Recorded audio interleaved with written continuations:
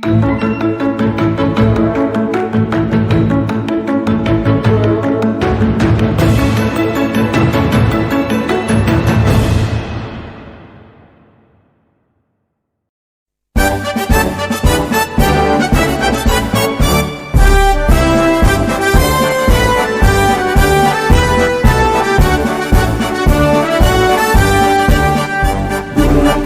tekad, kuatkan hati, negeri ini dan berbahagia. Tak lupa selawat serta salam mari kita haturkan kepada junjungan kita, Nabi Agung kita, Nabi besar Muhammad Sallallahu Alaihi Wasallam, sang pemberi syafaat terbaik bagi umat Islam sepanjang masa. Baik Bapak Ibu sekalian, pada malam hari ini di tanggal 2 Juni 2024 kita akan mengikuti serangkaian acara webinar dengan tema disiplin positif, guru tenang, murid senang yang diselenggarakan oleh komunitas belajar SMP Negeri 6 Rambang Kuang.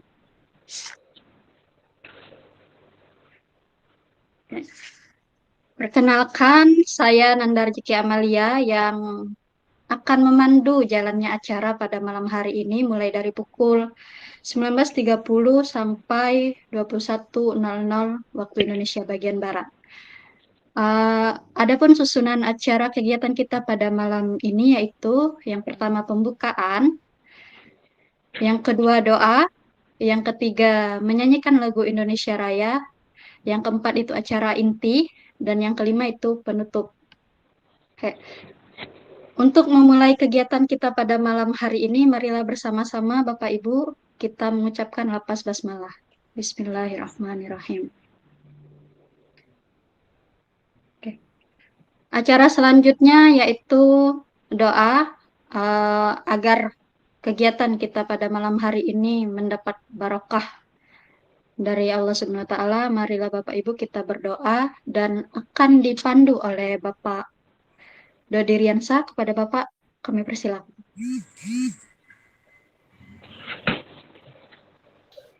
Pak Dodi, mic-nya hidupin dulu. Assalamualaikum warahmatullahi wabarakatuh. Waalaikumsalam warahmatullahi wabarakatuh. Baik Bapak Ibu sekalian, sebelum kita memulai acara webinar pada malam hari ini, untuk mengambil keberkahan dari Allah Subhanahu wa taala, marilah kita bersama-sama mengadakan tangan memohon ampun dan supaya ilmu yang didapat malam hari ini berkah.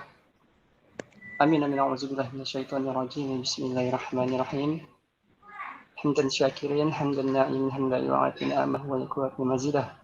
Ya Rabbana lakal hamdu kama yanbaghi li jalal karim wa azimi sultanik. Allahumma salli wa sallim ala sayyidina wa maulana Muhammad wa ala alihi wa sahbihi ajma'in. Allahumma inna as'aluka salamatan fid din wa dunya wa akhirah wa afiyatan fil jasadi wa ziyadatan fil ilmi wa barakatan fil rizqi wa taubatan qabla al-maut wa maghfiratan ba'da al-maut. Allahumma hamdina ala fi sakarat wa najatan minna wa afa'na hisab. Rabbana zalamna anfusana wa illam taghfir lana wa tarhamna lanakunanna minal khasirin. Rabbana amanna bima anzalta wattaba'na rasula wa taqabbal ma'a syahidin. Rabbana atina fid dunya hasanah wa fil akhirati hasanah wa qina azaban nar wa qina azaban nar wa qina azaban nar walhamdulillahi rabbil alamin. Amin amin amin ya rabbal alamin. Baiklah Bapak Ibu sekalian, acara selanjutnya yaitu sambutan sekaligus penyampaian materi serta diskusi dan tanya jawab. Sebelum kita langsung mendengarkan dan menyimak bersama penyampaian materi dari narasumber, izinkan saya memperkenalkan profil narasumber itu sendiri Pak ya.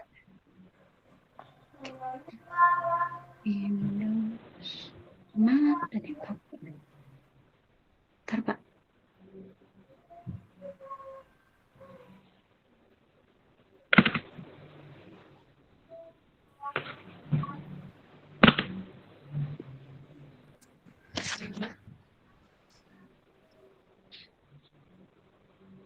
Bapak Ibu, mohon maaf Bapak Ibu, ada yang kelewatan tadi susunan acaranya setelah doa itu kita menyanyikan lagu Indonesia Raya. Jadi untuk acara selanjutnya itu menyanyikan lagu Indonesia Raya. Kepada Bapak Ibu mohon untuk ikut menyanyi bersama.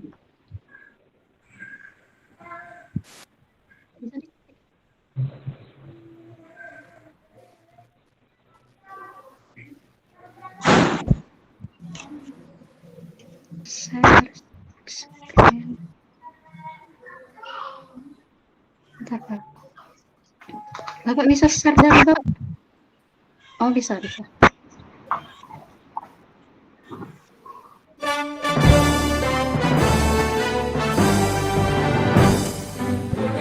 Indonesia airku tanah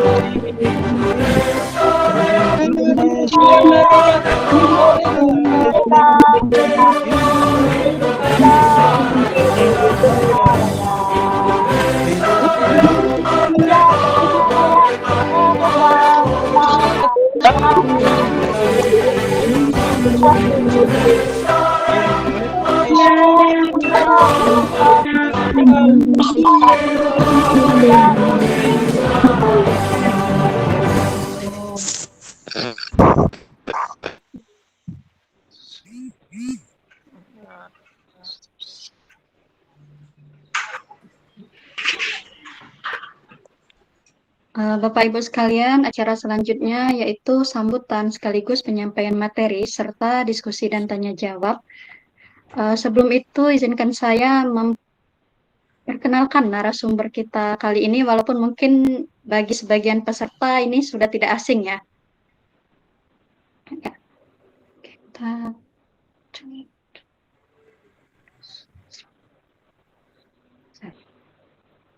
Oke, Bapak Ibu hadirin, pembicara kita pada hari ini yaitu Bapak Sabta Abadi SPD MPD. Beliau merupakan Ketua Pengurus Daerah Ikatan Guru Indonesia Kabupaten Ogan Ilir, serta Kepala SMP Negeri 6 Rambang Kuang, merupakan lulusan Fakultas Keguruan dan Ilmu Pendidikan Universitas Sriwijaya pada tahun 2008 dan melanjutkan pendidikan strata 2-nya di Universitas PGRI Palembang pada jurusan Manajemen Pendidikan. Bapak Sabto Abadi ini juga merupakan pengajar praktik calon guru penggerak Angkatan 7 dan saat ini beliau sedang bertugas sebagai fasilitator guru penggerak Angkatan berapa? Ya. Baik Bapak Ibu, tadi sudah disampaikan profil singkat mengenai narasumber kita pada malam hari ini. Sebelum ke materi, izinkan saya juga menyampaikan ketentuan dan kesepakatan webinar kita pada malam hari ini ya. Jadi daftar hadir dan sertifikat akan kami kirimkan di akhir kegiatan dengan persyaratan Bapak Ibu peserta itu hadir 60 menit, minimal 60 menit. Dan jika kurang dari itu kami mohon maaf tidak bisa memberikan sertifikat kepada Bapak Ibu. Serta link absen atau daftar hadir itu akan dikirimkan nanti 15 menit sebelum acara berakhir. Jadi ini kesepakatan webinar pada malam hari ini bisa dipahami Bapak Ibu ya.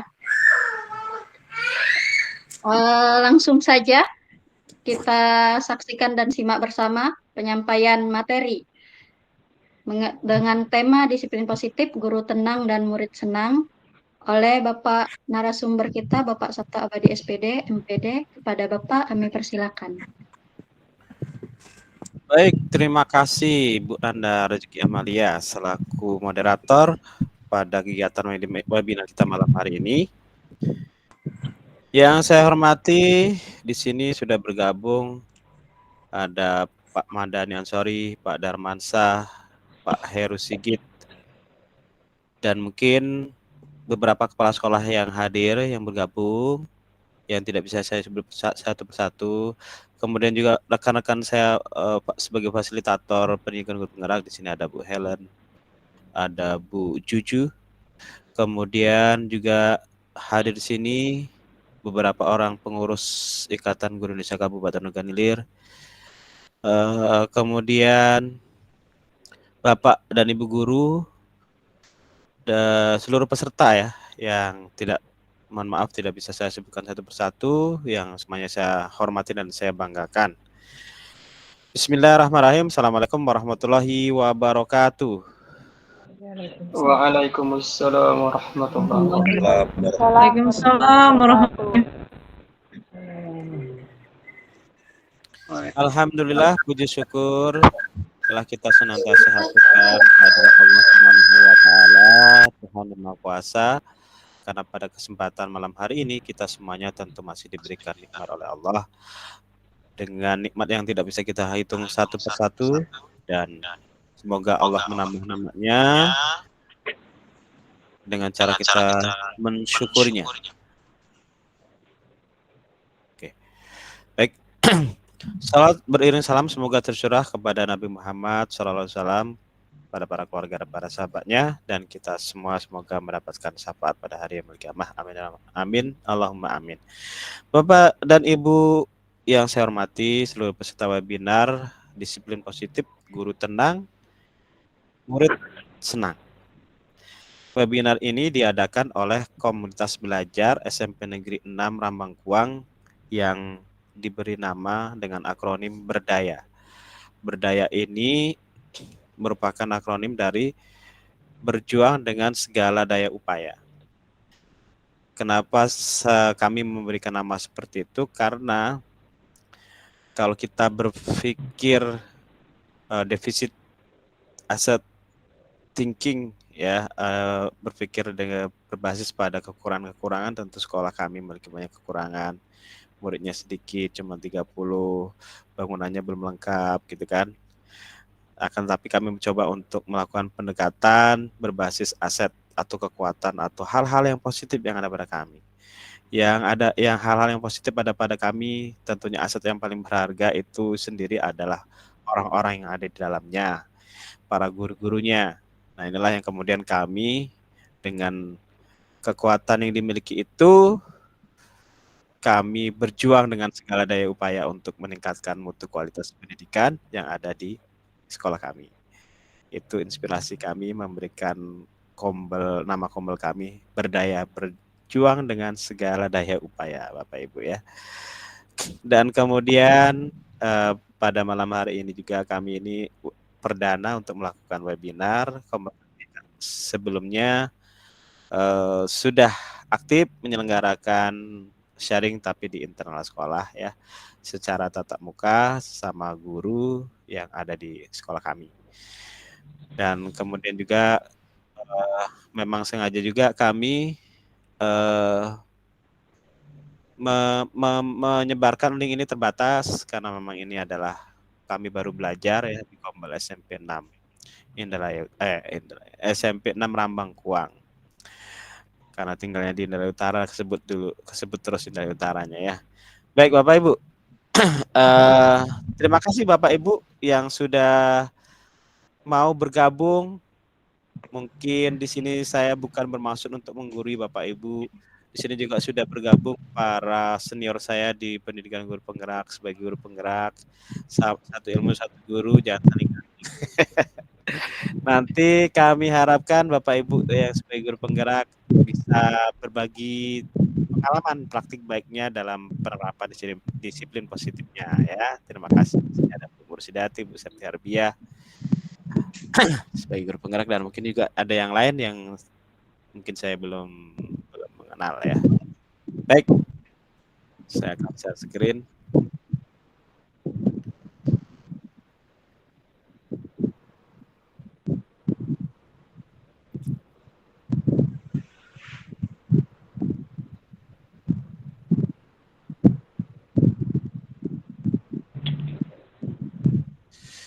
Apakah sudah tampil Bapak Ibu? Belum, Pak. Sudah, Oke, sekarang sudah ya? sudah bisa. Sudah, Ya, sudah tampil, Pak. Baik. Webinar kali ini kita akan membahas tentang disiplin positif, guru tenang, murid tenang. Jadi ini sesuatu yang menarik tentunya ya Bapak Ibu. Di sini sekali lagi saya bukan bermaksud menggurui, saya nanti akan sharing saja dan nanti akan ditambahkan dengan pengalaman berbagi praktik baiknya dari rekan-rekan yang lain. Gini Bapak Ibu, saya ingin mendapatkan pengalaman Bapak Ibu ya di sekolah kita masing-masing. Tentu di sekolah kita berusaha untuk mendisiplinkan murid-murid kita ya, bagaimana supaya murid-murid kita bisa datang tepat waktu, bagaimana supaya murid-murid kita bisa menggunakan pakaian secara teratur ya, rapi, sesuai dengan ketentuan, gitu ya Bapak Ibu kan. Kemudian bagaimana supaya murid kita tidak melanggar aturan-aturan sekolah, aturan tata tertib, maupun peraturan-peraturan hukum yang lain, tidak merokok, tidak terjadi bullying, tidak melakukan kekerasan yang lain-lain sebagainya. Saya ingin coba Bapak Ibu ingin Bapak Ibu coba nanti ada yang mau berbagi cerita bagaimana sih apa yang Bapak Ibu lakukan untuk mendisiplinkan murid-murid yang ada di sekolah Bapak Ibu masing-masing. Coba saya ingin dengar ceritanya. Ini bukan soal benar salahnya, tapi kita ingin berbagi pengalaman saja ya Bapak Ibu. Silakan yang mau menyampaikan untuk terlebih dahulu raise hand ya. Raise hand, di bawahnya itu ada tanda tangan. Iya. Wah, luar biasa ini sudah ada banyak yang ingin berbagi. Kita lihat antriannya. Pertama ada Ibu Camti. Silakan buka open mic-nya Bu. Open mic untuk disampaikan.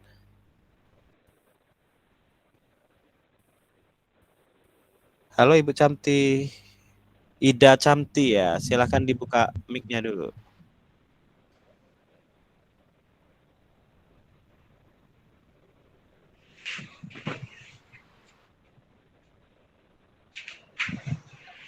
Oke belum? Di belakangnya ada Bu Yusnita Deni. Bu Yusnita, halo.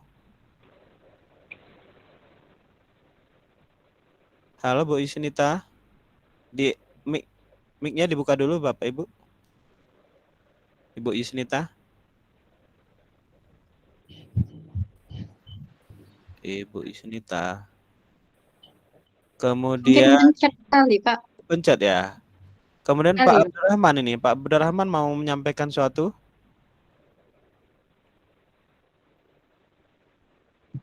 Nah. Belum ya? Silakan Bapak Ibu, bagaimana Bapak Ibu ceritakan bagaimana pengalaman Bapak Ibu mendisiplinkan murid-murid yang ada di sekolah supaya mereka mentaati peraturan sekolah. Ya ini sekedar berbagi pengalaman, sharing, mungkin ada menjadi inspirasi bagi yang lain. Silakan, ada nggak? Ibu Ini Juju. ada Ibu Juwai. Bu Juju, silakan Bu Juju. Terima kasih Pak Sabto. Kalau pengalaman di sekolah tentunya sulit ya Pak, apalagi kita baru mengenal yang namanya restitusi. Dan penerapannya juga tidak mudah Pak kalau di sekolah saya, apalagi kita itu geografis, sukunya juga berbeda. Jadi perlu waktu yang panjang untuk memahami restitusi itu bagaimana di sekolah. Terima kasih Pak Sabto. Baik, terima kasih Bu Juju sudah berbagi pengalamannya bagaimana menerapkan disiplin, mendisiplinkan murid yang ada di sekolahnya ya. Oke Bapak Ibu, tentu Bapak Ibu akan melakukan berbagai cara untuk bagaimana supaya murid-murid kita disiplin, ya mungkin kalau ada terjadi pelanggaran, ada murid yang tidak berpakaian secara rapi, mungkin kita panggil, kemudian kita Ya macam-macam cara kita ya. Mungkin ada yang langsung kita hukum, ada yang langsung kita marahin gitu kan Bapak Ibu ya. Berbagai cara bisa kita lakukan dalam rangka untuk mendisiplinkan murid-murid. Baik, kita lanjutkan saja. Nanti bisa di tengah-tengah kita bisa isi dengan sharing ya. Bapak Ibu, adapun yang akan kita bahas ini tentang disiplin positif.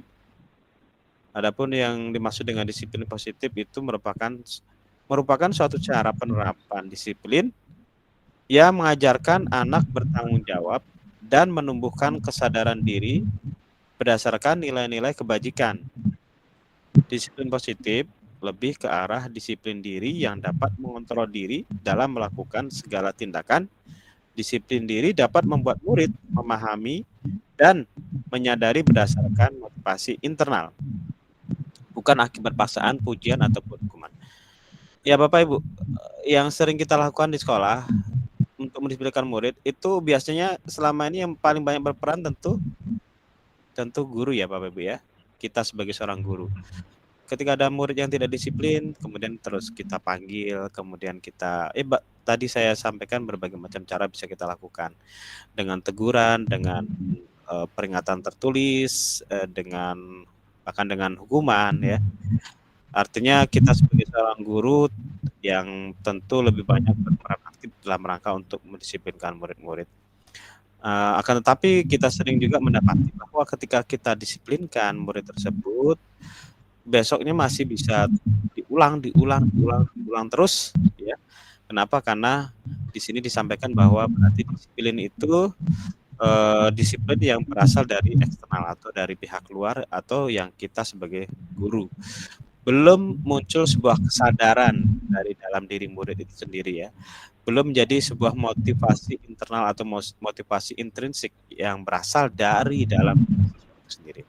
Nah, inilah nanti yang akan kita bahas bagaimana cara membuat sebuah kesadaran ya, sebuah disiplin, tapi disiplin itu berasal dari kesadaran murid itu sendiri. Baik, kita lanjutkan Bapak Ibu. Ini Ki Hajar Dewantara yang kita ketahui bersama bahwa beliau adalah Bapak Pendidikan Nasional ya. Beliau pernah berkata, di mana ada kemerdekaan, disitulah harus ada disiplin yang kuat. Sungguh pun disiplin itu bersifat self-disiplin, yaitu kita sendiri yang mewajibkan kita dengan sekeras-kerasnya. Ya, ini saya highlight ya. Kita sendiri yang mewajibkan kita dengan sekeras-kerasnya. Tetapi itu sama saja.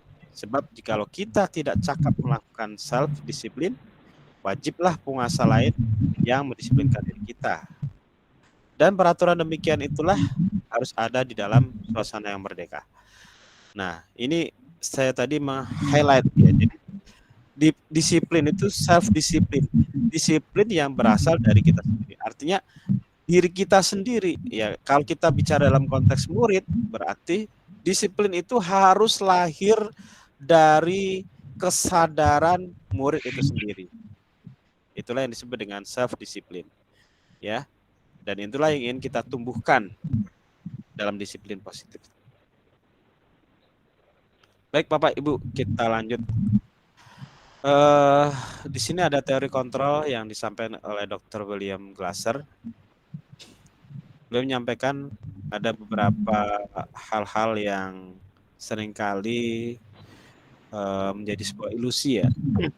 Bagi guru, kita sebagai seorang dewasa, guru ini kan lebih dewasa dari murid, kan?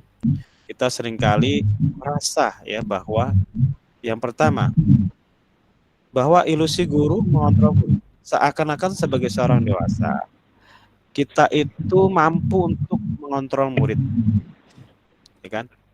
Karena kita lebih dewasa dan kemudian juga kita punya peran yang lebih sebagai seorang guru, ya kan? Kemudian kita menurut William ini itu merupakan sebuah ilusi bahwa kita mampu mengontrol murid.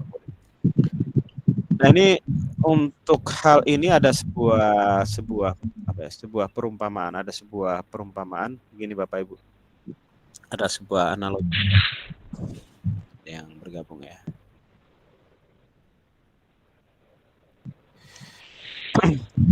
Eh, ada 2 orang ya, ada 2 orang, katakanlah A dan B. Bapak Ibu barang lihat tangan saya. Ada 2 orang, A dan B, gitu ya, A dan B.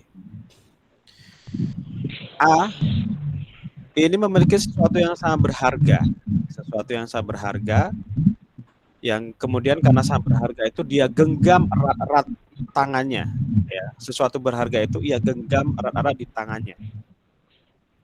Kemudian B ini karena mengetahui bahwa si A ini memegang sesuatu yang sangat berharga, maka dia berusaha untuk mendapatkannya dari si A. Maka apa yang dilakukan oleh si B kepada si A? Pertama-tama si B ini akan melakukan dengan cara yang halus terlebih dahulu, ya kan? Dia rayu-rayu si A, ya. Tolong dong, bukain tangan kamu. Saya juga ingin memiliki apa yang ada di tangan kamu itu. Apa kata si A? Kata si A, oh tidak bisa, karena ini sangat berharga, jadi saya tidak akan memberikannya kepada kamu. Kemudian setelah berulang-ulang rayuan itu dilakukan oleh si B kepada si A, dan si A ini belum mau membuka tangannya, mulai si B ini melakukan cara yang lain, yaitu dengan cara yang lebih keras, tapi masih dengan secara verbal, ya. Dia ancam si A, kalau kamu tidak mau membuka tangan kamu dan memberikan apa yang di tangan kamu itu kepada aku, ya, nanti kamu akan saya pukul atau saya apa, gitu kan. Dan karena si A ini merasa bahwa apa yang ada di tangannya sangat berharga, dia tetap pertahankan apa yang ada di genggamannya. Mulailah si B karena dengan cara yang seperti itu belum dibuka tangan tadi, dia lebih lakukan cara yang mungkin dengan cara itu si A akan terpaksa membukanya. Dia lakukan dengan cara kekerasan, ya. Mulailah dia misalnya mencubit atau memukul. Tetapi karena si A ini kekeh apa yang ada di tangannya itu adalah sesuatu yang berharga, dia tidak, ya kan? Nah, Bapak Ibu, dari cerita tadi, ya, kalau kita ibaratkan, si A ini adalah seorang murid yang dia menggenggam sesuatu, ya. Sesuatu itu bisa motivasi, bisa keinginan yang ada dalam dirinya. Sedangkan si B ini kita ibaratkan sebagai seorang guru yang mencoba untuk membuka, ya, untuk memaksa si A membuka atau melakukan sesuatu yang diinginkan oleh guru. Ya, itu yang sering terjadi di sekolah, ya. Guru sering merasa bahwa dia bisa mengontrol muridnya. Ya, kalau kita ibaratkan cerita tadi, kalau si A itu tidak mau membuka, ya, maka dengan cara apapun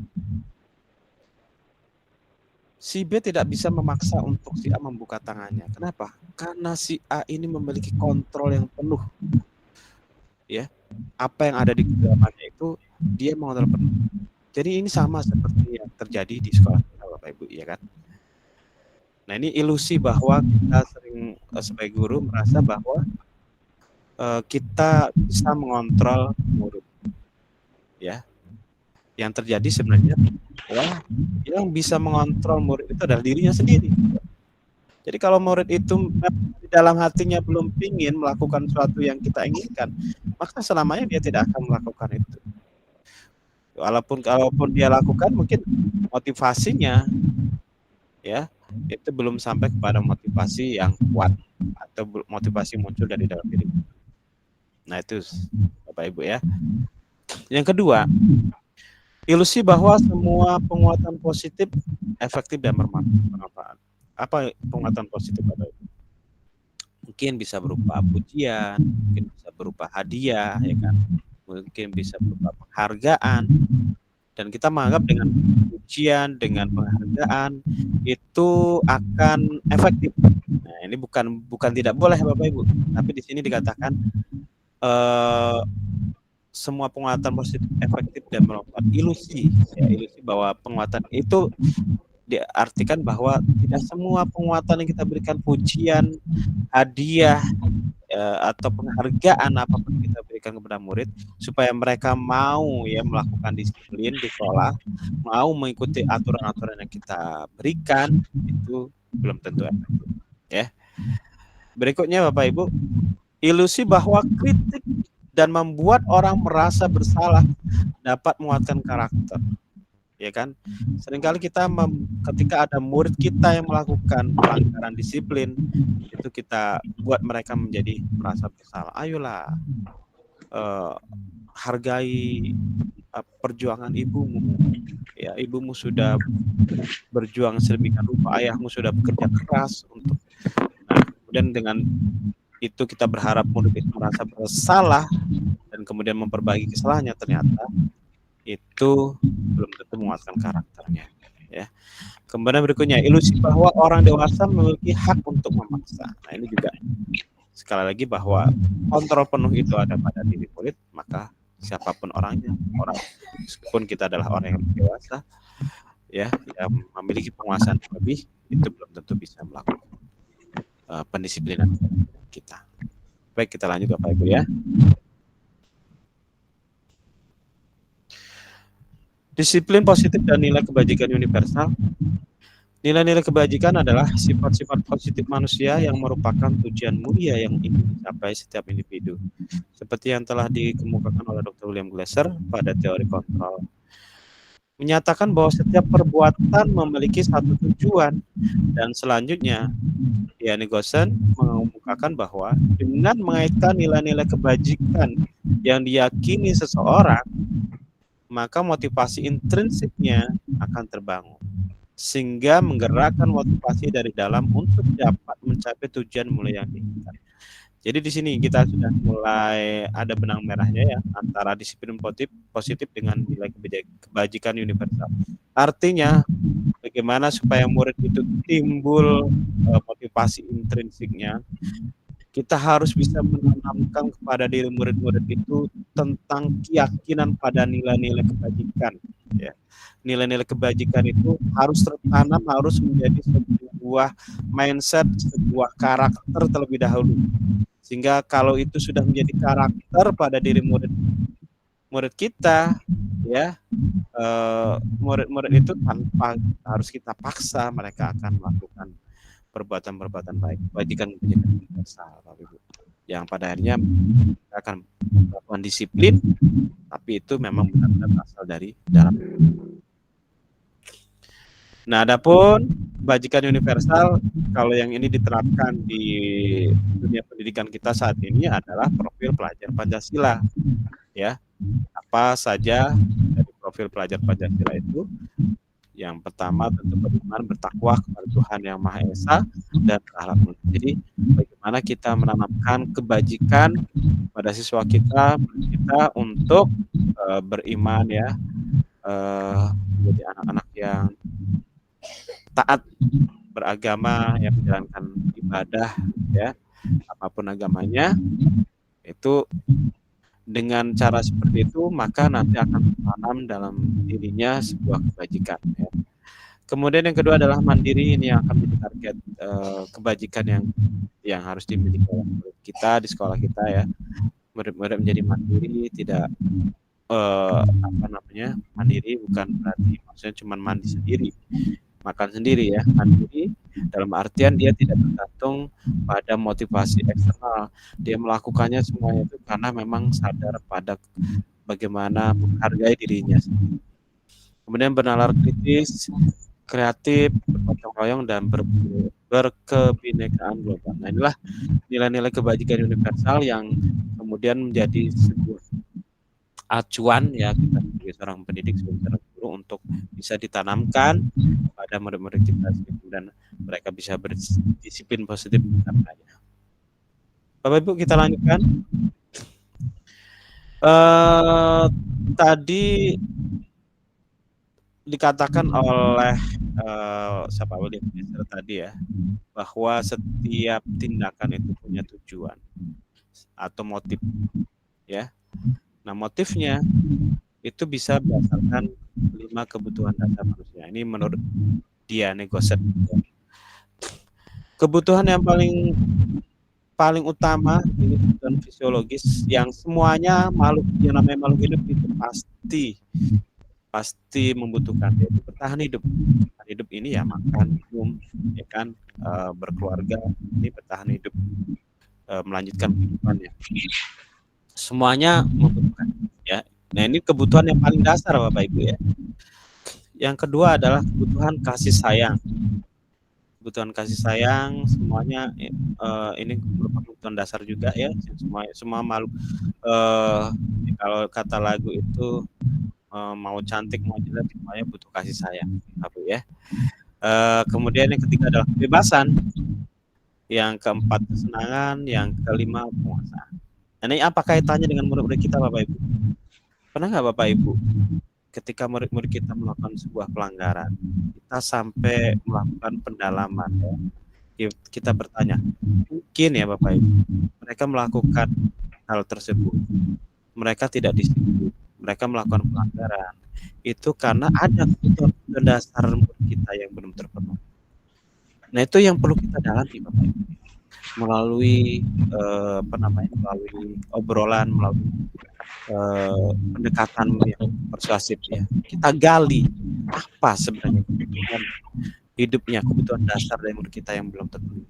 Mungkin ketika ada murid kita yang di kelasnya itu selalu membuat gaduh, ya, ada kebutuhan kasih sayang yang belum dia terima sepenuhnya, sehingga dia memerlukan perhatian. Untuk menarik perhatian itu dia lakukan dengan cara membuat gaduh di kelas, sehingga dengan cara seperti itu mungkin dia akan berharap mendapatkan perhatian dari guru, ditanya. Itu yang sebenarnya mungkin bisa jadi yang diperlukan oleh murid kita seperti itu. Ya, jadi bukan semata-mata karena memang murid tersebut nakal misalnya. Yang selama ini mungkin kita langsung menjudge bahwa murid ini nakal ya, sering membuat kegaduhan di kelas. Tapi kita belum mencoba untuk menyelami ya sampai dalam apa kebutuhan yang belum terpenuhi. Mungkin rasa kasih sayang yang belum terpenuhi. Mungkin di rumahnya dia belum mendapatkan kasih sayang. Ini yang perlu kita dalami. Karena setiap tindakan punya tujuan, ada motif. Ini yang perlu kita guru menyadari bagaimana kita menyelami motif-motif dari murid-murid kita Bapak Ibu ya. Yang berikutnya kebebasan ya. Kebebasan, setiap orang ingin ya berekspresi ya. Jadi sekali lagi ini juga harus menjadi bagian dari pengendalian kita kepada murid kita. Kesenangan, setiap anak-anak itu butuh kesenangan, maka mereka itu bermain-main ya di sekolah. Nah, itu satu hal yang biasa, itu adalah kebutuhan mereka. Kemudian ada kebutuhan penguasaan ya. Penguasaan itu terkait dengan ingin dihargai, ingin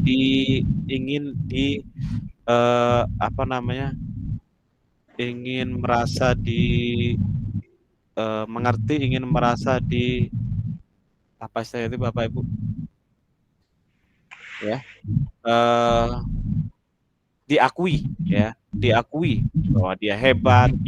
Nah, ini butuh pujian mungkin ya, butuh penghargaan, butuh pengakuan ya dari seorang guru ya. Baik, kita lanjut Bapak Ibu.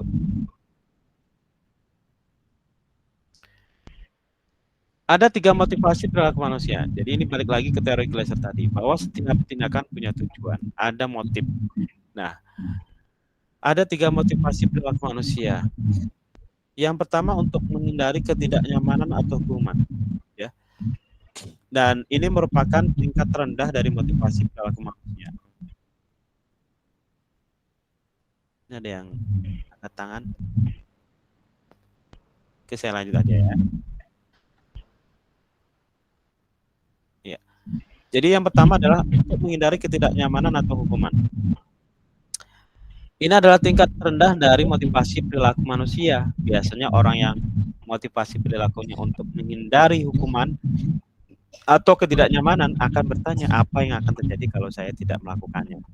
Sebenarnya mereka sedang menghindari permasalahan yang mungkin muncul dan berpengaruh pada mereka secara fisik, psikologis, maupun tidak terpenuhinya kebutuhan mereka bila mereka tidak melakukan tindakan tersebut. Dan motivasi ini Bapak Ibu masih motivasi yang berasal dari luar. Kemudian yang kedua, untuk mendapatkan imbalan atau penghargaan dari orang lain. Satu tingkat di atas motivasi yang pertama, di sini orang yang berperilaku untuk mendapatkan imbalan atau penghargaan dari orang lain, orang dengan motivasi ini akan bertanya, apa yang akan saya dapatkan apabila saya melakukannya? Mereka melakukan sebuah tindakan untuk mendapatkan pujian dari orang lain yang menurut mereka penting dan mereka letakkan dalam dunia, berkualitas mereka. Mereka juga melakukan sesuatu yang mendapatkan hadiah, pengakuan atau imbalan, ya. Dan lagi-lagi motivasi ini, Bapak Ibu, motivasi untuk mendapatkan imbalan atau penghargaan dari orang lain ini juga masih sebenarnya dari eksternal, dari luar, muncul dari dalam diri. Dan inilah adalah puncaknya untuk menjadi orang yang mereka inginkan dan menghargai diri sendiri dengan nilai-nilai yang mereka percaya. Orang dengan motivasi ini akan bertanya, akan menjadi orang yang seperti apa apabila saya melakukannya? Ya, mereka melakukan sesuatu karena nilai-nilai yang mereka yakini dan hargai. Dan mereka melakukannya karena mereka ingin menjadi orang yang melakukan nilai-nilai yang mereka yakini tersebut. Dan ini adalah motivasi yang akan membuat seseorang memiliki disiplin positif karena motivasi berperilakunya bersifat internal. Jadi motivasinya berasal dari. Nah ini saya ingin meminta, karena saya pernah membaca ini, mohon maaf kalau di sini ada Pak Haji, Pak Ustadz, guru agama ya. Saya pernah mendengarkan sebuah kisah tentang seorang sufi yang bernama Rabi'ah Adawiyah, yang syairnya ini sangat menyentuh ya. Jadi kalau tidak salah ini saya terjemahkan saja. Kata Rabi'ah Adawiyah, kalau aku menyembahmu Allah, ya, kalau aku menyembahmu Allah karena takut api neraka, maka bakarlah aku di dalamnya. Jadi ini sama seperti ini, karena menghindari ketidakimanan atau hukuman. Kalau kita menghamba kepada Allah, beribadah kepada Allah karena takut api neraka, kata Rabi'ah Adawiyah, maka bakarlah aku di dalamnya. Kalau aku menyembahmu Allah karena aku menginginkan surga, maka haramkan aku darinya. Jadi ini sama relevan dengan yang kedua ini, untuk mendapatkan imbalan atau penghargaan dari orang lain, ya kan? Karena ingin mendapatkan surga, imbalan. Kalau yang tadi takut neraka, yang menghindari ketidakimanan atau hukuman. Dan kemudian syair berikutnya, dan jika aku menyembahmu karena kecintaanku padamu, ya Allah, maka jangan palingkan aku darimu. Jangan palingkan aku sedikit pun darimu. Nah, ini adalah motivasi tertinggi Bapak Ibu. Kita motivasi itu benar-benar berasal dari dalam dirinya. Kalau dalam konteks agama ini karena Allah Subhanahu wa taala. Orang yang ikhlas gitu ya. Dia tidak terpengaruh dari luar. Dia tidak takut melakukan sesuatu karena menghindari hukuman. Dia tidak melakukan sesuatu karena ingin mendapatkan imbalan atau pujian, tapi karena dia menghargai dirinya sendiri. Atau karena dia percaya bahwa dia melakukan itu semua karena Allah Subhanahu wa taala. Kalau kita seorang yang beragama gitu ya. Jadi antak budallah ka annaka tarahu fa ilam takun tarahu fa innahu yarab. Dia beribadah, dia melakukan sesuatu karena seakan-akan dia melihat Allah, dan jika dia tidak melihat Allah, maka sesungguhnya Allah melihatnya. Jadi dia yakin betul itu, semua itu lakukan karena dia percaya adanya Tuhan, adanya Allah, pengawasan dari Tuhannya, atau kalau dalam konteks ini karena dia meyakini betul, menghargai betul dirinya sendiri. Nah, ini Bapak Ibu, dalam konteks ini sebenarnya kita sebagai seorang guru juga patut merefleksi diri kita ya. Apakah ketika kita hadir di sekolah karena takut takut dengan kepala sekolah, dengan pimpinan, atau karena ingin kita mendapatkan pujian, cari perhatian dari kepala sekolah, atau karena memang kita benar-benar itu menghargai diri kita sendiri ketika kita melakukan sebuah kebaikan, sebuah kedisiplinan, itu karena memang ya itu memang kita gitu. Kita adalah apa yang kita lakukan. Kita adalah karakter yang kita tunjukkan. Jadi orang akan melihat, dan lebih dari itu tentunya adalah penilaian dari Allah Subhanahu wa taala. Nah, kalau itu dalam konteks murid, itu juga murid sudah sampai pada tahap itu luar biasa ya Bapak Ibu.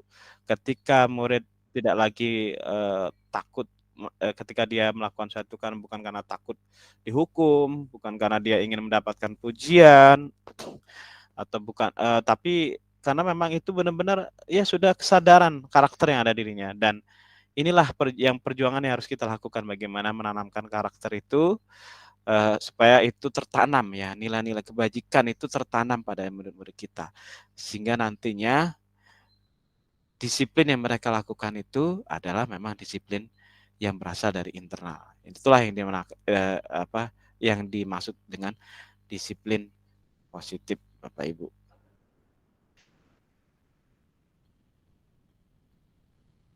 Sampai di sini mungkin ada yang mau menyampaikan sesuatu atau ada yang terinspirasi atau ada yang ingin berbagi cerita. Belum ada ya. Baik Bapak Ibu, saya lanjutkan ya.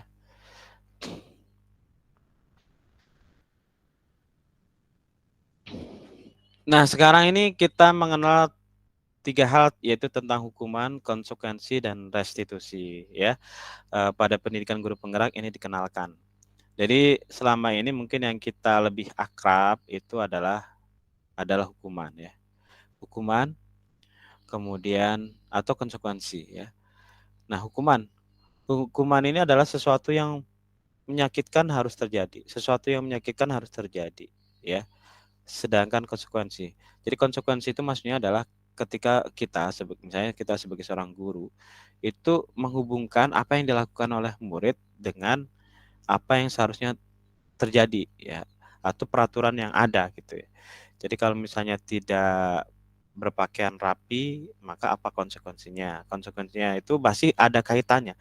Kalau hukuman itu biasanya kita memberikan hukuman itu tidak ada kaitannya dengan pelanggaran, misalnya datang terlambat, kemudian kita kita hukum lari mengelilingi lapangan 7 kali ya, atau misalnya ketika siswa ribut kita minta untuk menulis di buku itu berapa halaman, itu saya tidak akan mengulanginya lagi. Nah, itu kan tidak ada kaitannya antara yang dia dapatkan, dia lakukan dengan apa kesalahan yang dia lakukan dengan apa yang akibat yang terjadi pada dirinya. Kemudian yang paling tinggi adalah restitusi. Nanti kita akan bicara tentang restitusi ya. Restitusi merupakan pilihan. Kemudian kalau hukuman, hukuman ini biasanya membuat murid atau orang atau siapapun itu tidak nyaman untuk jangka waktu panjang. Sedangkan konsekuensi itu tidak nyaman untuk murid tapi jangka waktu pendek. Karena apa? Karena kalau restitusi konsekuensi itu nyambung. Jadi kalau dia terlambat misalnya masuk pelajaran, kita meminta siswa itu mengganti waktu terlambatnya tadi, setelah istirahat dia masih harus belajar. Itu kan nyambung gitu ya. Itu tidak nyaman tapi dalam jangka pendek. Kalau yang hukuman tadi nggak nyambung, terlambat misalnya kita minta keluar, tidak boleh belajar, ya tambah lagi dia tidak sudah terlambat saja dia tidak mendapatkan sepenuhnya pelajaran, kemudian kita suruh siswa itu keluar, tambah lagi dia tidak dapat pelajaran gitu kan. Sedangkan restitusi menguatkan untuk murid atau anak dalam jangka waktu panjang. Pada hukuman, korban mendapatkan keadilan. Pada konsekuensi, korban bisa diabaikan. Kemudian pada restitusi, korban mendapatkan ganti. Pada hukuman, murid atau anak akan tersakiti. Pada konsekuensi, murid atau anak dibuat tidak nyaman. Dan pada restitusi, murid atau anak mendapatkan penguatan. Kemudian pada hukuman, perilaku pasif agresif meningkat. Pada konsekuensi, penguatan hanya bertahan dalam jangka waktu pendek. kemudian pada restitusi masalah terpecahkan. Pada hukuman, sistem tidak akan berjalan bila murid tidak takut. Pada konsekuensi memerlukan monitoring dan supervisi terus-menerus dari guru karena masih bersifat eksternal. Restitusi, murid belajar bertanggung jawab untuk perilakunya. Pada hukuman, berlaku hanya pada sebuah institusi, tidak berlanjut pada kehidupan nyata. Konsekuensi membantu penerapan mengikuti peraturan dalam masyarakat. Ya, masih cukup bagus lah ya. Restitusi fokus pada pemecahan masalah dalam jangka waktu panjang. Lanjutannya, pada hukuman peraturannya adalah kamu harus. Tapi pada konsekuensi, apa peraturannya? Mampukah kamu melakukannya? Terima kasih. Pada restitusi, apa yang kamu yakini? Apa yang bisa kamu lakukan untuk memperbaiki masalah ini? Nah, ini ketika murid-murid kita melakukan kesalahan, kita lakukan pertanyaan itu ya. Kenapa kamu lakukan itu? Apakah yang kamu lakukan ini bertentangan dengan keyakinan atau peraturan yang ada, keyakinan kelas atau kesepakatan kelas, atau yang berikutnya sampai kepada tahap bagaimana murid mampu untuk memperbaiki kesalahannya. Pada hukuman, murid atau anak akan membenci peraturan. Pada konsekuensi, murid atau anak menghormati peraturan. Pada restitusi, murid atau anak menghormati dirinya dan orang lain, sehingga ketika dia melakukannya itu karena dia menghormati dirinya dan orang lain. Kemudian hukuman negatif, konsekuensi netral dan restitusi positif. Jadi yang di tengah-tengah ini adalah konsekuensi ya, netral. Pada hukuman, awas kalau dilakukan lagi ya, nanti awas kamu. Pada konsekuensi, lakukan apa yang saya katakan. Pada restitusi, apakah hal ini yang sesungguhnya ingin kamu lakukan? Pada hukuman, itu adalah merupakan mode paksaan. Pada konsekuensi itu stimulus respon, artinya ada sebab akibat. Kamu berbuat seperti ini, maka akibatnya ini.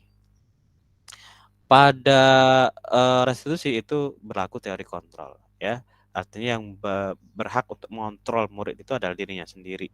Jadi bagaimana kita buat supaya siswa atau murid kita itu mengontrol dirinya sendiri gitu ya, dengan keyakinan ya. Kemudian pada hukuman mendorong menyalahkan diri, pada konsekuensi mendorong kepatuhan, dan pada restitusi mendorong disiplin positif. Konsep diri buruk pada hukuman, konsep diri baik pada konsekuensi, dan konsep diri kuat pada restitusi.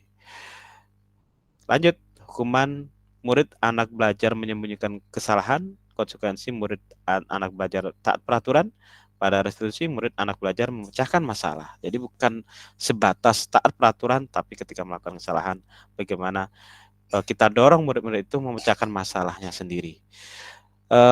Mencoba mengontrol anak dengan penguatan negatif, ini pada hukuman. Mencoba mengontrol anak dengan penguatan positif, pada konsekuensi anak paham bahwa dirinya sendiri yang pegang kendali kontrol, ini pada restitusi. Dampak pada murid marah, merasa bersalah, rendah diri, mengasingkan diri, ini kalau kita hukum ya kan, dia bisa dendam, bisa marah ya, sedikit melakukan balasan secara fisik kepada kita. Pada konsekuensi kehilangan hak, waktu jeda seorang diri, dan penahanan. Pada restitusi, murid atau anak tidak kehilangan waktu, namun bersemangat untuk memperbaiki diri. Tiba-tiba tidak diharapkan atau sangat melukai, ini pada hukuman. Pada konsekuensi, karena ada peraturan sebelumnya, maka sudah diketahui dan masuk akal. Artinya, hukuman yang diberikan walaupun itu seperti hukuman, tapi itu merupakan konsekuensi. Artinya kalau dia tidak melakukan ini, maka dia mendapatkan ini. Restitusi berupa undangan untuk mengadakan restitusi. Pada hukuman itu dibuat guru, konsekuensi dibuat oleh guru dan murid, ada kesepakatan, restitusi dibuat oleh murid. Jadi memperbaiki kesalahannya itu berasal dari murid itu sendiri. Menyakitkan, guru menjalani konsekuensi dengan menyalahkan, mengkritik, menyindir, merendahkan, itu pada hukuman. Pada konsekuensi, membantu guru menyatakan peraturan, melakukan peringatan, dan menerapkan konsekuensi. Dan pada restitusi, menguatkan guru menyebutkan keyakinan kelas, membimbing kerangka acuan berpikir restitusi murid atau anak. Nah, ini Bapak Ibu penasaran ya dengan restitusi. Maka selanjutnya bagaimana supaya anak itu memiliki kesadaran untuk melakukan disiplin. Yang bisa kita lakukan adalah dengan membuat sebuah keyakinan kelas. Ya, keyakinan. Kenapa bukan peraturan? Kalau peraturan itu biasanya satu pihak ya, dari satu pihak. Satu pihak itu dari guru, dari sekolah membuat tata tertib, guru membuat tata tertib. Tapi kalau keyakinan ini merupakan kesepakatan bersama antara murid dengan guru ya, dan biasanya keyakinan ini adalah sesuatu yang lebih universal, yang lebih luas, artinya tidak terlalu detail. Misalnya murid perlu merasa gembira setiap masuk ke kelas. Nah, itu kan sesuatu yang lebih luas gitu ya. Apa itu keyakinan kelas? Yaitu nilai-nilai kebajikan universal yang disepakati secara tersirat dan tersurat, lepas dari latar belakang suku, negara, bahasa maupun agama. Ya, kita lanjutkan. Nah, ini prosedur pembentukan keyakinan kelas. Nanti setelah ini harapannya ada yang mau berbagi praktik baik, yang para guru penggerak tentunya sudah melakukan itu ya. Bagaimana prosedur pembentukan keyakinan kelas? Yang pertama, mempersilahkan warga sekolah atau murid-murid di sekolah atau kelas untuk bercurah pendapat tentang peraturan yang perlu disepakati di sekolah atau kelas. Jadi ada keterlibatan murid, bukan satu pihak, dari guru atau dari sekolah. Murid-murid kita libatkan. Mereka itu apa suasana yang diinginkan di kelas. Yang biasanya saya yakin semua pasti akan menyepakati hal-hal yang baik. Benar nggak Bapak Ibu? Ya, kalau mereka itu pasti akan sepakat pada hal-hal yang positif. Kalau yang nggak positif, saya pikir tidak akan disepakati ya, karena pasti ada yang merasa tidak nyaman. Yang kedua, mencatat semua masukan-masukan para murid atau warga sekolah di papan tulis atau di kertas besar ya. Misalnya kita menggunakan sticky note, mereka menuliskan ya apa masukan-masukan mereka. Mereka ingin seperti apa, kelas yang seperti apa ya. Kemudian mereka tulis dan kemudian ditempelkan di papan tulis ya. Kemudian yang ketiga, susunlah keyakinan kelas sesuai prosedur. Pembentukan keyakinan sekolah atau kelas, gantilah kalimat-kalimat dalam bentuk negatif menjadi positif. Ada yang mau gabung, Bapak Ibu? Ya, maksudnya mereka itu kan akan menuliskan jangan merokok. Nah, itu kan kalimat negatif ya. Jangan gaduh, tapi kemudian itu kita rubah menjadi kalimat positif. Misalnya jangan gaduh, kita membuat suasana yang riang tapi tidak mengganggu kelas misalnya. Kita menjaga kesehatan ya, kita menjaga kesehatan dari pengaruh negatif nikotin. Nah, jadi kalimat-kalimat negatif tadi diganti menjadi kalimat-kalimat positif. Yang keempat, setelah keyakinan sekolah atau kelas selesai dibuat, maka semua warga kelas dipersilakan meninjau ulang dan menyetujuinya dengan menandatangani keyakinan sekolah atau kelas. Mungkin dari sekian banyak masukan, ada hal-hal yang perlu dihilangkan ya, atau tidak disepakati. Nah, jadi hal-hal yang disepakati saja yang kemudian akan menjadi keyakinan kelas. Yang kelima, keyakinan kelas atau sekolah selanjutnya bisa dilekatkan di dinding kelas di tempat yang mudah dilihat semua warga kelas. Jadi ini salah satu cara untuk membangun kesadaran diri Bapak Ibu. Ketika ya mereka mengungkapkan sendiri hal-hal yang tidak boleh mereka lakukan gitu ya. Jadi itu dari diri mereka sendiri gitu ya, bukan keinginan kita sebagai seorang guru saja. walaupun tentu kita juga menyepakatinya, menyetujuinya. Tapi ketika itu sudah timbul dari dalam diri mereka sendiri, maka itu menjadi kesadaran diri yang berasal dari dalam. Motivasi intrinsiknya akan timbul gitu Bapak Ibu ya. Ini salah satu trik bagaimana membuat sebuah disiplin positif. Menanamkan keyakinan partisipasi mereka, melibatkan partisipasi mereka. Kemudian ketika melakukan kesalahan tadi dengan cara restitusi ya. Nah, kita lanjut di sini ada 5 posisi kontrol. Kita sebagai seorang guru akan biasanya pasti akan berada pada salah satu di antara 5 posisi kontrol ini. Ya. Posisi kontrol yang pertama adalah penghukum. Seorang penghukum bisa menggunakan hukuman fisik maupun verbal. Jadi Bapak Ibu ini ya mohon maaf mungkin kita semuanya pernah melakukan itu ya. Tinggal apa intensitasnya apakah sering atau jarang gitu kan. Menghukum siswa kita berpikir bahwa ketika murid melakukan pelanggaran yang terpikir pertama kali adalah menghukumnya kan begitu Bapak Ibu ya. Penghukum. Tapi sekali lagi kalau tadi saya sampaikan bahwa yang namanya penghukum ini seringkali tidak nyambung antara kesalahan yang dilakukan dengan hukuman atau konsekuensi yang diterima oleh murid gitu kan. Dan kemudian kita tidak menanyakan alasan ya kenapa murid itu melakukan pelanggaran. Nah, ini biasanya ciri-ciri penghukum ya. Bicaranya keras, matanya melotot, ya kan? Dan dia tidak mau mendengar apapun tentang murid. Kenapa terjadi seperti itu? Kenapa dia terlambat? Kenapa dia rambutnya panjang? Kenapa dia merokok? Kenapa dia ini, dia itu? Itu tidak pernah mau didengar sama sekali. Tapi kita fokus pada kalau dia melakukan ini, dia akan mendapatkan itu. Nah, itu kurang lebih Bapak Ibu ya, penghukum. Posisi kontrol yang kedua adalah membuat orang merasa bersalah. Biasanya guru akan berusaha lebih lembut, dia akan, ayolah kamu kenapa begitu? Apa kamu gak kasihan sama orang tua kamu? Ya kan, apa kamu gak kasihan sama Pak Guru, sama Ibu Guru?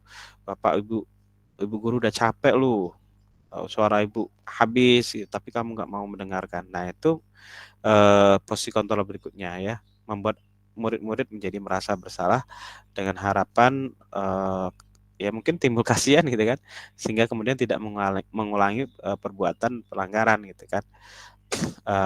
Dan pada posisi ini murid-murid belum tentu ya ada perasaan tidak nyaman secara psikologis ketika dia dibuat merasa bersalah gitu kan. Dia merasa tidak percaya pada dirinya, dia memandang dirinya negatif. Oh saya ini ternyata begini gitu ya, saya tidak menghargai orang tua. Itu ada timbul suatu perasaan psikologis yang tidak nyaman, anggapan negatif pada dirinya.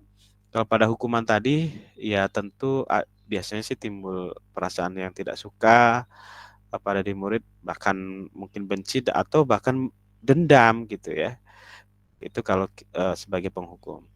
Kalau pada teman ini guru posisi ini tidak akan menyakiti murid, namun akan tetap berupaya mengontrol murid melalui persuasi. Ya seperti teman gitu ya, seperti teman dekat gitu kan. Dan biasanya akan lebih banyak mentolerir pelanggaran-pelanggaran yang dilakukan. Oh iya nggak apa-apa lah gitu ya, tidak apa-apa, cuma gitu aja kok ya. Yang penting lain kali jangan diulangi ya. Nah, itu kurang lebih kalau itu sebagai teman ya. Jadi posisinya setara, dia tidak marah kepada muridnya, dia mentolerir kesalahan itu, tapi murid ini belum sampai pada tahap kesadaran bahwa itu sebuah kesalahan dan tidak kita bantu untuk bagaimana memperbaikinya. Itu kalau posisi teman. Kemudian monitor atau pemantau. Posisi monitor pemantau itu ini kalau di 3 hal tadi ada hukuman, konsekuensi, dan restitusi. Pada posisi monitor pemantau itu dia pada pemegang pengendali konsekuensi. Jadi dia akan selalu mengaitkan apa yang dilakukan murid itu dengan aturan yang ada gitu ya. Mengawasi, memonitor atau mengawasi, membandingkan antara yang dilakukan oleh murid dengan aturan-aturan yang ada. Kamu ini sudah melanggar pasal sekian gitu ya. Nah, ini konsekuensinya. Kamu ini begini. Nah, ini sudah bagus sih, sudah bagus. Artinya apa yang dilakukan itu adalah sesuatu yang rasional, sesuatu yang ada landasannya gitu kan, ada aturannya. Kemudian ya kita mengingatkan, nah ini bagus ya, artinya sesuatu yang boleh kita lakukan. Tapi jangan berhenti sampai di situ, Pak Ibu ya. Kita harapannya bisa sampai pada posisi kontrol sebagai seorang manajer, Pak Ibu ya. Apa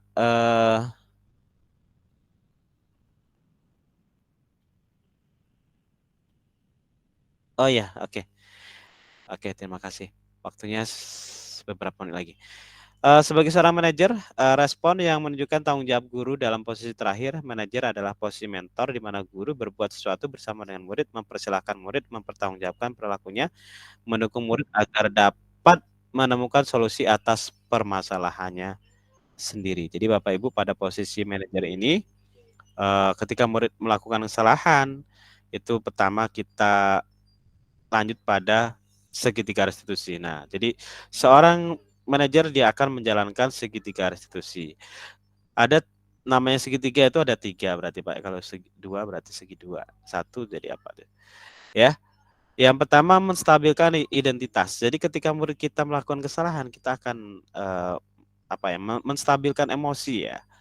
Karena murid yang kita misalnya ada murid yang melakukan pelanggaran, kita panggil ke kantor. Itu mereka sendiri sudah dalam hatinya berkecamuk, ini saya mau diapain nih sama Pak Guru, sama Ibu Guru ini ya. Jangan-jangan saya mau ditampar ini, jangan-jangan saya mau dihukum, jangan-jangan saya mau dikeluarkan dari sekolah, jangan-jangan saya banyak pikiran-pikiran yang berkecamuk dalam hatinya.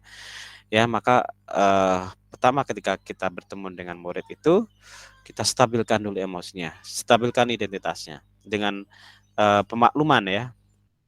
Ya, mungkin kita bisa mengatakan, ya mungkin ya tidak apa-apa sih, setiap orang kamu melakukan kesalahan apa. Jadi kita tanya biar murid itu yang secara sadar menyebutkan apa yang sudah dia lakukan.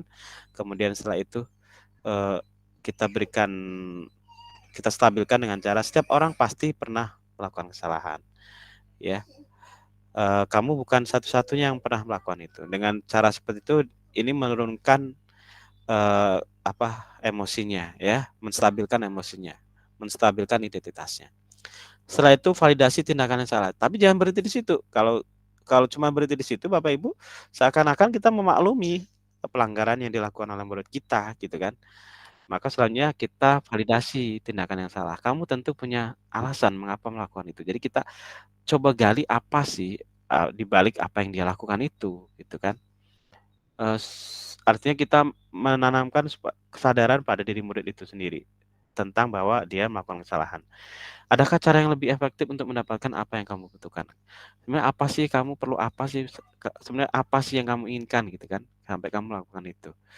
Nah, pada tahap berikutnya kita bantu murid untuk keyakinan kelas apa yang telah disepakati. Kamu ingin menjadi orang yang seperti apa? Artinya kita bantu murid-murid untuk menemukan solusi dari kesalahannya. Misalnya ya, kesalahan yang murid lakukan itu sudah merugikan orang lain ya, maka ya kita cari solusinya bagaimana supaya kerugian yang dialami oleh orang lain itu terganti. Akan tapi bukan hanya batas itu saja, tapi kita mengajak murid-murid kita untuk sampai pada tahap untuk bagaimana memperbaiki kesalahannya supaya pada masa yang akan datang tidak terulangi. Nah, inilah yang perlu kita lakukan. Ya, segitiga restitusi. Restitusi itu jadi pendekatan yang seperti itu Bapak Ibu ya. Nah, terima kasih. Baik, demikian yang bisa saya sampaikan. Lebih dan kurang mohon maaf, kepada Allah mohon ampun, dan nanti harapannya ada setelah ini ada rekan-rekan dari guru penggerak yang mau berbagi praktik baik bagaimana sih, atau mungkin Bapak Ibu yang lain juga mau berbagi cerita ya, atau keluh kesah yang nanti mungkin bisa ditanggapi oleh yang lain. Saya kembalikan kepada moderator Ibu Nanda Rezeki Amalia. Ya, kepada Bapak kami ucapkan terima kasih. Tadi sampai Agak lupa waktu dikit, Pak, ya. Karena nyampaikan materinya cukup banyak. Baik Bapak Ibu sekalian, untuk daftar hadir nanti ya, sebentar lagi setelah sesi tanya jawab mungkin baru dikirim ke kolom chat ya. Baik Bapak Ibu sekalian, kita buka sesi tanya jawab. Yang ingin bertanya silakan angkat tangannya atau raise hand atau mungkin boleh mengetikkan di kolom chat. Ya, nanti akan kami pilih 3 orang. Oke, apakah ada yang ingin bertanya? Oke. Ini ada 2 orang yang sudah raise hand, Pak.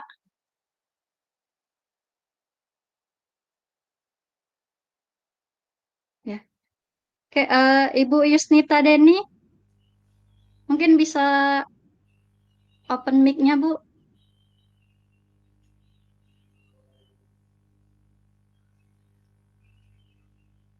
Ibu Yusnita, Kepencet mungkin. kepencet kali ya. Oke. Eh, selanjutnya kita ke Pak Heru Sigit Siswanto. Mungkin ada yang ingin ditanyakan kepada pemateri kita pada malam hari ini, Pak, atau mungkin ingin berbagi praktik baik mengenai disiplin positif yang ada di sekolahnya. Nampaknya ingin berbagi praktik baik nih Pak Heru nih, luar biasa. Ya. Oke. Lanjut Pak Heru. Silakan.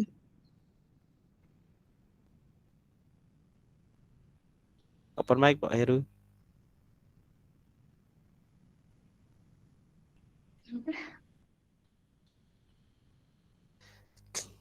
Halo, Halo. kedengeran nggak Pak? Ya, sip. Bagus. Ya, terima kasih Pak Sabto, Bapak Ibu semua. Izin saya mau bertanya Pak. Ingin mendapatkan petua-petua lah dari Pak Sabto. Kira-kira bagaimana caranya kita agar tetap semangat di tengah ketidaksemangatan. Eh, Misalnya kita sudah berpraktik baik, misalnya kita guru kan kepada murid kita sudah melakukan restitusi, tetapi masih berulang kembali, misalnya Pak, gitu ya. Eh, apakah kita menyerah atau kita tuh tetap semangat gitu, atau kalau bisa muridnya jadi semangat gitu, gimana Pak supaya bisa bertahan lah gitu, minimal kita tidak tidak patah semangat gitu Pak. Syukur-syukur kita bisa menambah semangat kepada yang lain. Terima kasih Pak. Oke. Bapak ini nak ditampung dulu pertanyaannya atau langsung jawab? Langsung Kita jawab. tampung saja langsung 3 pertanyaan aja ya. Siapa tahu mungkin ada yang mirip-mirip gitu kan. Oke. Oke. Ini di kolom chat saya bacakan aja ya. Di sini ada dari Pak Andi Kumaini sama Pak Madani Ansori. Jadi sudah ada 3 pertanyaan. Dari Pak Andi Kumaini ini bertanya bagaimana menerapkan restitusi jika yang terlambat 30 orang dan selalu berulang-ulang, terlambat hadir ke sekolah. Terus dari Pak Madadi Ansori, mengapa tata tertib sudah ditempel baik bagi guru atau siswa, namun disiplin tetap saja banyak dilanggar oleh orang dewasa? Ya. Ada 3 pertanyaan, Bapak. Mungkin bisa langsung dijawab untuk menghemat waktu. Baik.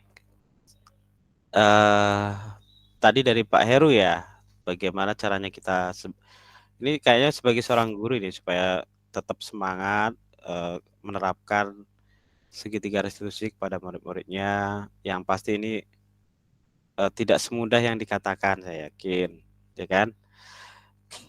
Dengan teori yang ada, karena selama ini mungkin ya menurut saya ya, karena kita terbiasa menerapkan suatu hal yang tadi pada tahap sebagai seorang penghukum atau seorang yang monitor ya, apa namanya, membandingkan apa yang dilakukan murid dengan aturan-aturan yang ada.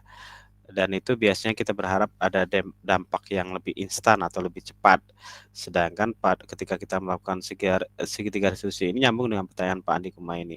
Kenapa sudah dipraktekkan segitiga restitusi tapi terlambatnya banyak orang dan berulang-ulang gitu kan. Jadi memang ini butuh kesabaran ya. Sekali lagi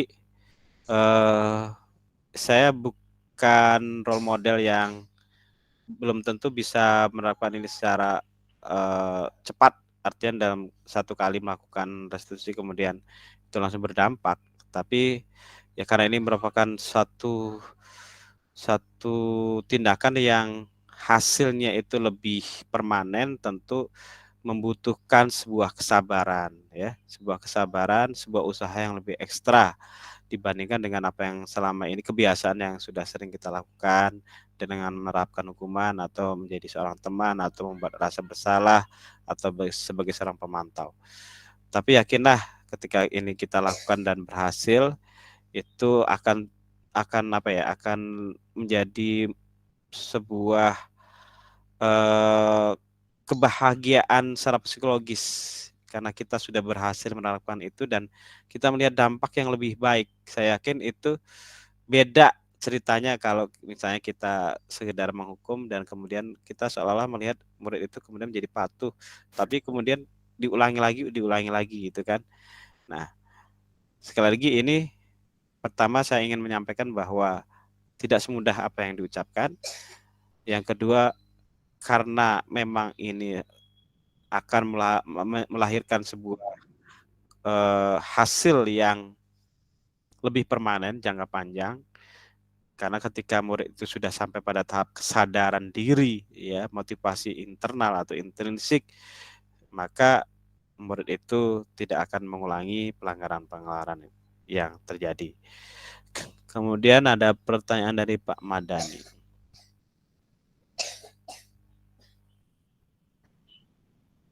Mengapa tata tertib sudah ditempel bagi guru atau siswa, namun disiplin tetap saja banyak dilanggar? Ya, tadi sih pada akhirnya memang menerapkan segitiga restitusi gitu. Jadi bukan berarti ketika sudah ada keyakinan kelas, sudah ada tata tertib, bahkan tata tertib itu disepakati bersama, kemudian selesai masalahnya. Karena memang boleh jadi kan tidak semua orang kan sama punya motivasi internal atau intrinsik yang bagus gitu kan. Motivasinya tadi ada 3 motif tadi kan, mungkin guru itu baru sebatas takut hukuman, baru sebatas ingin mendapatkan pujian. Jadi kalau ada kepala sekolah semangat gitu kan datang ke sekolah gitu kan. Pas tidak ada kepala sekolah, nggak ada yang melihat ini, kepala sekolah nggak lihat saya tidak mendapatkan pujian atau pengakuan dari kepala sekolah. Atau karena kepala sekolahnya galak, takut, nggak ada sih kepala sekolah yang galak ya, baik-baik semua kok Bapak Ibu. Maksudnya kepala sekolah yang tegas gitu kan, kalau melakukan pelanggaran harus langsung ada konsekuensi misalnya ya. Takut, baru takut. Nah, berarti kan motivasi. Nah, izin ini menurut saya Bapak Ibu mungkin bisa benar bisa salah, menurut saya kita harus sampai kepada tahap membuat apa yang dilakukan oleh siapapun itu, guru maupun murid kita itu memang benar-benar sampai kepada motivasi intrinsik yang kuat ya. Artinya kita harus menanamkan keyakinan yang kuat pada diri siapapun itu, orang-orang yang ada di sekitar kita ya, sehingga dengan memiliki motivasi intrinsik yang kuat itu ya, pelanggaran-pelanggaran itu akan minim tadi ya. Lakukan segitiga restitusi. Jadi bukan berarti setelah ditempel tata tertibnya kemudian selesai. Jadi lakukan segitiga restitusi. Kalau ada kesalahan ya lakukan itu tadi, segitiga restitusi. Dipanggil, kemudian kita stabilkan identitasnya. Artinya siapapun itu, guru ataupun murid, akan tetap merasa dihargai sebagai seorang manusia. Perasaannya tetap dihargai, kemanusiaannya tetap dihargai. Yang kedua, kemudian kita tanya kenapa melakukan kesalahan itu. Jadi dia sadar bahwa dia melakukan kesalahan. Dan yang ketiga, ya kita bantu untuk bagaimana menyelesaikan masalahnya ya, masalah kalau itu menimbulkan kerugian, dan kemudian kita bantu untuk memperbaiki kesalahan itu supaya kedepannya tidak terjadi. Nah, ini kan tidak instan ya Bu Nanda dan kawan-kawan, tidak instan, butuh menghadapi satu orang ini bisa panjang prosesnya gitu kan. Gimana? Ya itu dari saya. Tapi mungkin yang lain mau ada yang berbagi nih, silahkan. Bu Helen nih, coba open mic Bu Helen. Dilaksanakan, direfleksi dan dievaluasi. Gimana Bu Helen? Silahkan Bu Helen. Ya, baik. Terima kasih Pak Sabto atas kesempatannya. Jadi saya tadi tertarik dengan pertanyaan Pak Madani ya. bahwa kita sudah membuat tata tertib nih, tapi tidak dipatuhi gitu ya. Ada beberapa orang yang tidak patuh. Benar kata Pak Sabto tadi bahwa kita itu bukan kalau peraturan itu berarti satu orang yang membuat. Bisa jadi kita kurang senang dengan peraturan itu, maka kita melanggar. Cara pertama adalah buat keyakinan kelas dulu, buat keyakinan gitu ya, bahwa apa sih yang mereka butuhkan, misalnya di kelas buat keyakinan tertib, misalnya masuk tepat waktu. Kalau negatifnya kan tidak terlambat gitu ya, tapi yang positifnya adalah masuk tepat waktu. Nah, itu disepakati bersama-sama. Dan kenapa dilanggar? Ya karena mungkin ada kelonggaran. Jadi selain pelaksanaan, kita juga butuh direfleksi. Jadi anak-anak diajak berefleksi. Anak-anak kira-kira keyakinan kelas ini sudah berjalan belum sih? Selanjutnya kita evaluasi bersama-sama. Kalau untuk skala satu sekolah mungkin terlalu luas ya Pak Sabto, karena disiplin positif ini terus terang saya baru belajar ini pada saat jadi di program guru penggerak ini kan. Jadi waktu jadi PP sudah menerapkan keyakinan kelas gitu ya. Namun untuk yang segitiga restitusi sama teori dan motivasi, bagaimana cara memotivasi anak-anak pun juga masih ke bawah hukuman dan hadiah gitu, belum menerapkan motivasi yang harus hadir dalam diri mereka. Jadi itu ya mungkin Pak Madani, buat keyakinan dulu, buat motivasi dari siswa dulu, kemudian dilaksanakan, direfleksi dan dievaluasi. Insya Allah bertahap ya, tidak ketimplak langsung disiplin semua gitu di sekolah. Harapannya sih begitu, namun kenyataannya tidak seperti itu. Tetap semangat Bapak Ibu, menjadi tugas kita bersama sih ini untuk mendisiplinkan anak-anak. Bu Armi, terima kasih. Tugas kita ya Bu Armi di sekolah kita. Oke, terima kasih Pak Sabto. Saya kembalikan. Assalamualaikum warahmatullahi wabarakatuh. Waalaikumsalam warahmatullahi wabarakatuh. Ya, tadi terima kasih Bu Helen atas apa ya?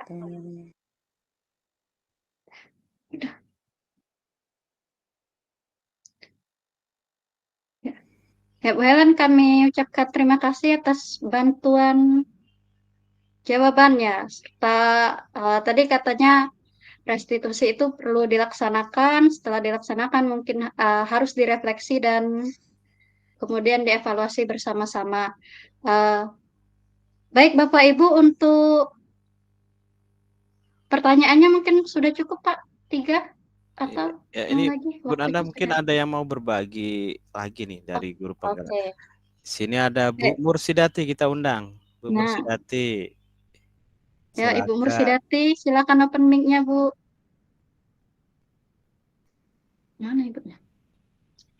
Assalamualaikum warahmatullahi wabarakatuh.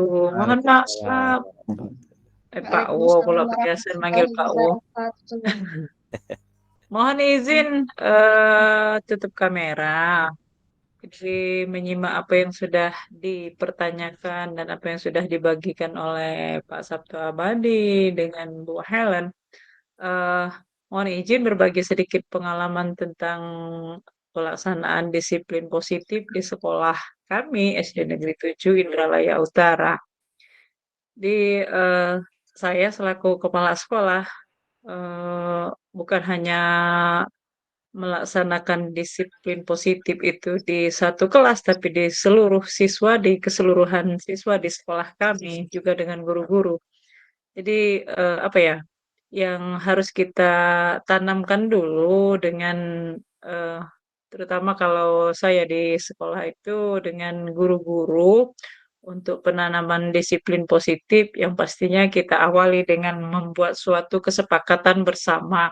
Artinya bukan kita membuat peraturan karena kalau peraturan apa ya pemahaman kita selama ini kalau peraturan itu konsekuensinya dengan hukuman, tapi kalau kesepakatan bersama artinya itu kita buat dengan sadar secara bersama-sama dan kita juga sadar atas konsekuensi dari kesepakatan itu jika dilanggar. Seperti itu Bapak Ibu. Kemudian juga dengan siswa di kelas, saya menanamkan kepada guru-guru saya di sekolah pemahaman tentang disiplin positif, bukan peraturan kelas tapi kesepakatan kelas. Dan juga itu juga dibuat berdasarkan atas kesepakatan siswa di kelas tersebut. Dan juga mereka juga paham atas konsekuensi dari kesepakatan yang telah dibuat jika kesepakatan itu dilanggar. Kemudian jika ada siswa yang melanggar kesepakatan itu, yang pastinya kita harus melakukan pendekatan dulu Bapak Ibu. Jadi apa ya?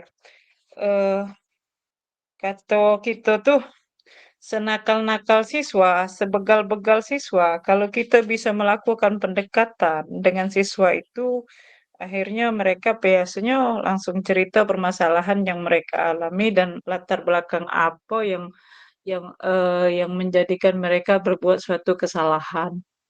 Jadi itu yang perlu kita pahami dulu Bapak Ibu. Dan apa ya, untuk di sekolah seperti dengan guru-guru, eh, terus terang di sekolah kami itu yang namanya guru terlambat datang ke sekolah, hadir ke sekolah, itu bukan lagi apa ya, bukan lagi suatu rahasia, tapi sudah saling paham. Ada 2 orang guru yang memang sering datang terlambat, dan untuk memberikan kesadaran kepada guru itu ternyata memang sulit. Tidak semudah kita, memahami bahwa disiplin positif, segitiga restitusi itu ternyata pada saat kita melaksanakan itu di sekolah, itu ternyata, banyak kendala yang kita hadapi.